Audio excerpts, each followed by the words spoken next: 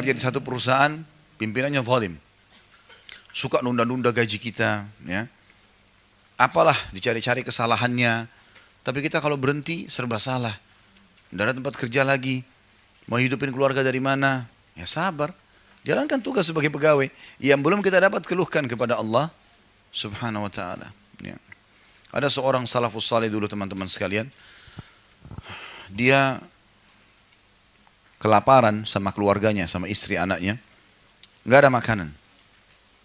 Dia pulang ke rumah, tanya istrinya ada makanan, tidak ada. Dia bilang juga saya tidak dapat hasil hari ini. Mereka kebetulan kehidupannya hanya tahu apa yang didapat hari itu yang dimakan.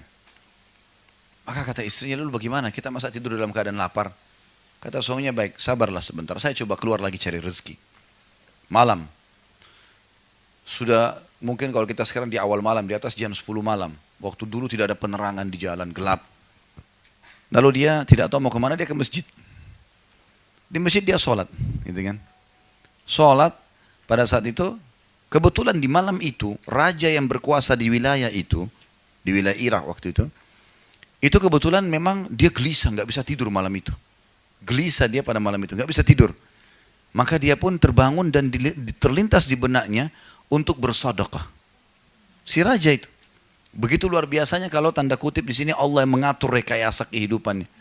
Maka si raja ini gelisah, dia bilang, raja ini bercerita, saya tidak tahu kenapa saya gelisah malam itu. Saya pun mengambil kantong-kantong dinar saya yang banyak, kemudian saya jalan.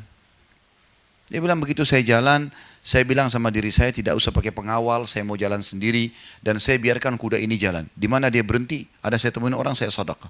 Subhanallah, kudanya raja masuk ke masjid itu. Itu kisah nyata. Masuk ke masjid, dia lihat kok masjid. Coba saya turun, dia turun ditemukan orang tadi lagi nangis. Dalam sujudnya, ya Allah, aku kelaparan dengan keluargaku, ya Allah, berikanlah aku makanan, jangan kau biarkan kami kelaparan. Raja ini datang, dengar doanya, saya keluar mau sedekah, ini buat kamu. Gitu kan. Dan saya raja wilayah ini, kalau kau butuh apa-apa tinggal bilang sama saya.